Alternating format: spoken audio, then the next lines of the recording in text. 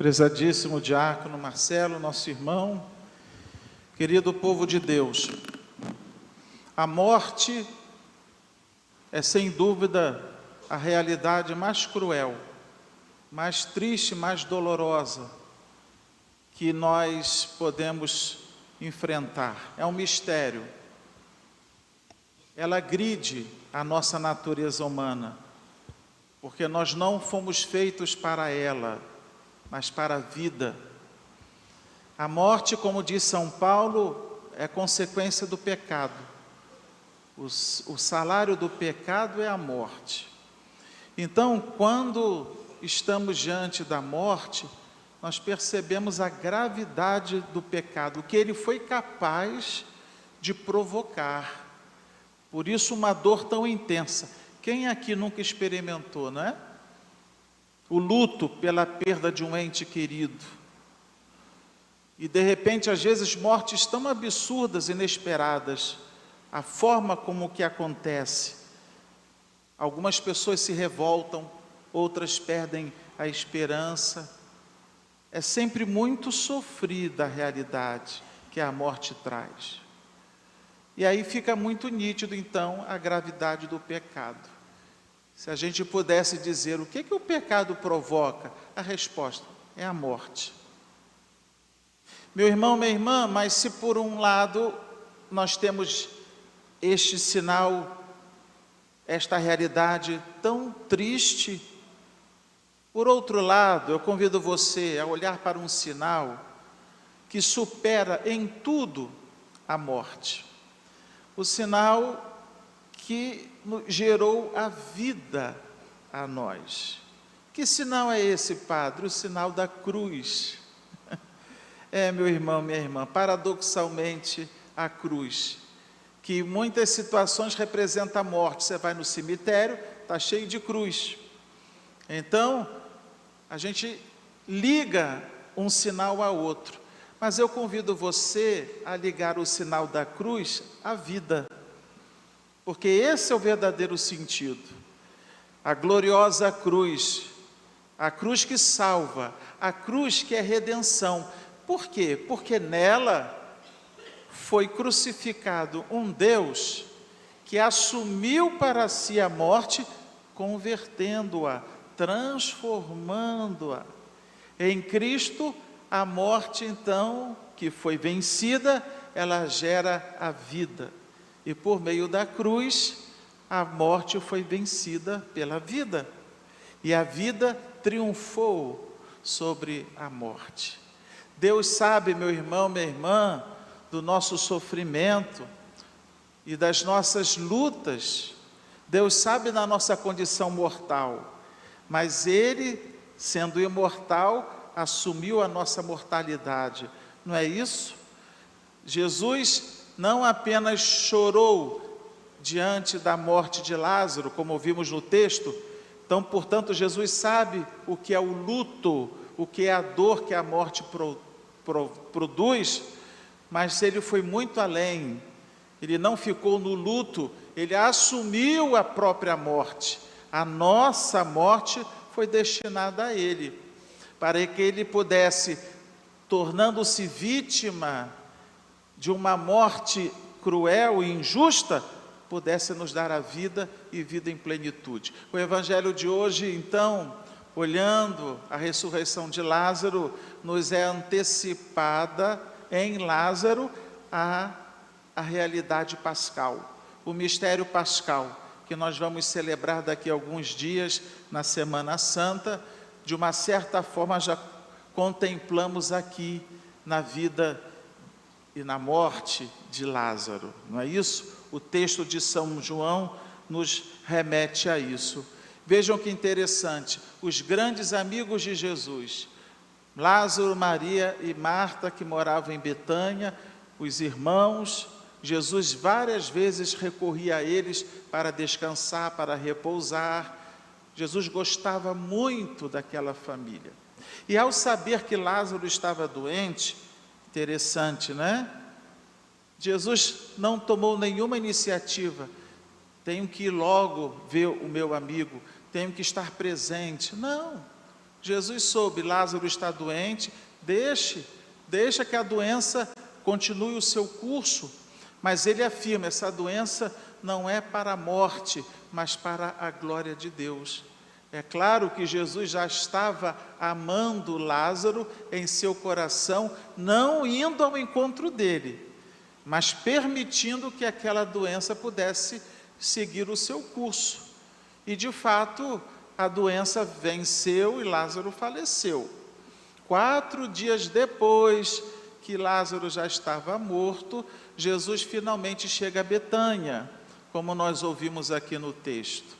E aí, ao chegar em Betânia, uma das irmãs de Lázaro, Marta, foi ao encontro de Jesus e disse, dando um puxãozinho de orelha em Jesus: Senhor, se tivesses estado aqui, meu irmão não teria morrido.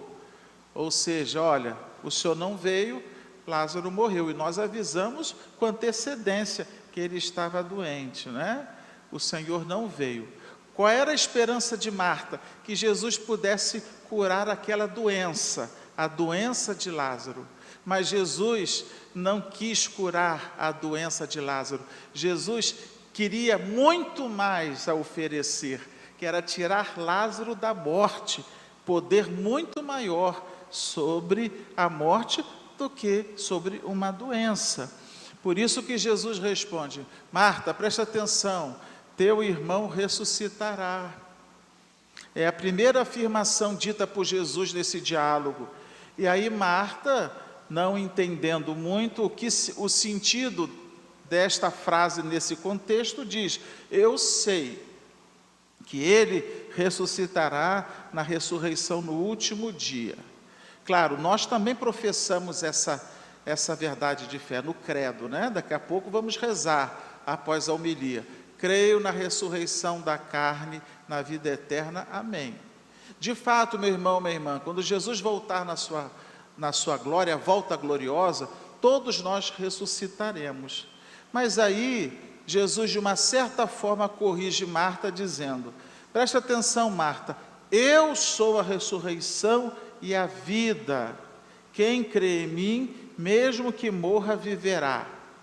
E todo aquele que vive e crê em mim, não morrerá jamais. Creis isto? Bom, aqui está o centro do diálogo, nesta afirmação de Jesus. Eu sou a ressurreição e a vida. Jesus desloca do futuro para o presente, ao afirmar: eu estou aqui, eu sou a ressurreição e a vida. Mas Jesus não havia morrido ainda, e muito menos ressuscitado, para dizer: eu sou a ressurreição e a vida. Mas ele sempre foi, meu irmão, minha irmã, porque o que é ressuscitar em Cristo é você sair do pecado que gera a morte, é você ter certeza de um Deus que te perdoa, que te salva, que te cura, que te liberta, que dá vida ao teu espírito que estava morto, que estava no pecado. Essa é a primeira ressurreição e a mais importante que nós devemos crer que Deus é possível de dar. Sabe aquela pessoa que estava morta no pecado, mas ao se encontrar com Jesus, vida nova, eu sou uma nova criatura. E você já pode então afirmar no seu presente: eu sou uma pessoa ressuscitada. Não espere chegar na volta gloriosa de Jesus para que você possa assumir a ressurreição. Não, a ressurreição, antes de ser física, material, ela é espiritual. Por isso que Jesus afirma: todo aquele que crê em mim, ainda que esteja morto, viverá. Porque muito mais importante do que você experimentar a ressurreição na sua carne, é a ressurreição que você tem que assumir no seu espírito, a partir de uma vida nova.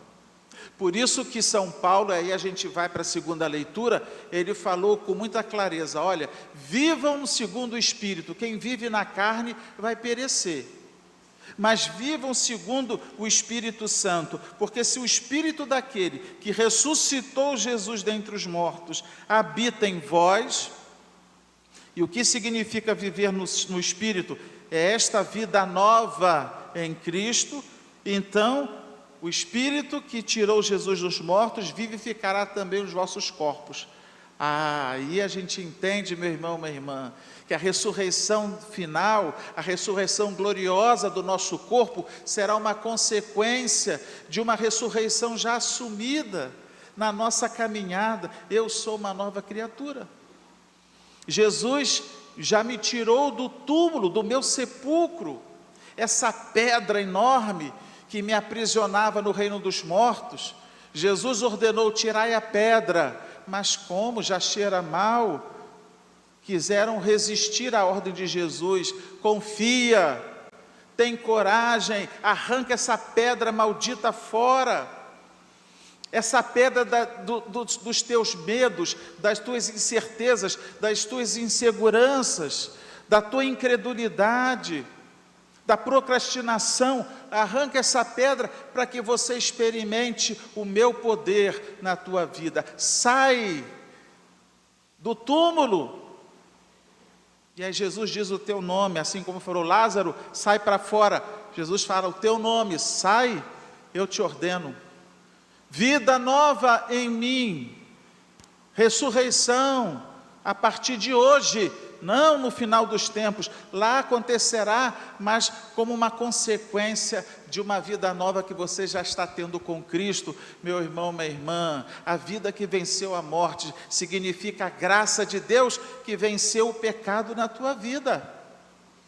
E aí, viva na condição de filhos de Deus segundo o Espírito Santo.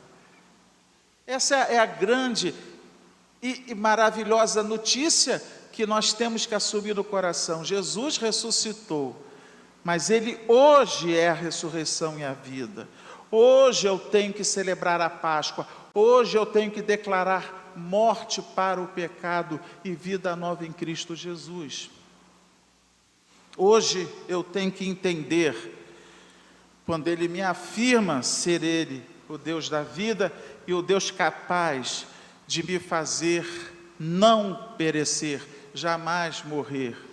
Se eu estiver nessa dimensão de santidade e na busca por uma vida nova, a morte física não vai me abalar.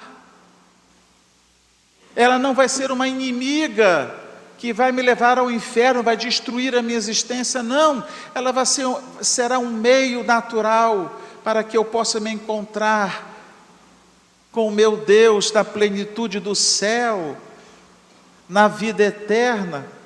Não haverá desespero, não haverá remorsos, não haverá aquela dor que hoje devassa o coração e muitas pessoas perdem a fé por causa dela. Nada disso. Sobriedade, serenidade e a esperança acima de tudo. A morte virá, todos morreremos, mas se eu busco a vida nova em Cristo, eu vou passar por ela, não ficarei preso à morte. Jesus prometeu aqui, meu irmão, minha irmã: aquele que crê em mim, mesmo que esteja morto, viverá. E todo aquele que vive e crê em mim, não morrerá jamais. Crês isto? Pois é. Marta respondeu: agora somos nós. Jesus pergunta: crês isto? Sim, Senhor, eu creio firmemente. Essa é a nossa fé. E não deixe que nada tire de você esta garantia de imortalidade, de vida e vida em plenitude, meu irmão, minha irmã. Tudo isso porque um Deus apaixonado por você foi capaz de assumir a tua morte, a minha morte, a nossa morte. Que essa maravilhosa experiência de Lázaro seja também a nossa. Vamos sair dos túmulos, meus irmãos. Vamos ter a coragem de arrancar essa pedra, para que diante de Jesus, o Deus da vida, nós possamos escutar o nosso nome, quando Ele disser: sai para fora, vem comigo, eu te dou vida, vida em plenitude. Que o Senhor nos abençoe e nos faça, todos nós, ressuscitarmos verdadeiramente com Ele para uma vida nova, agora, hoje, e no final, na volta gloriosa dEle, termos também o nosso corpo ressuscitado, para que juntos, a alma gloriosa e um corpo novo, possamos reinar com Ele para toda a eternidade.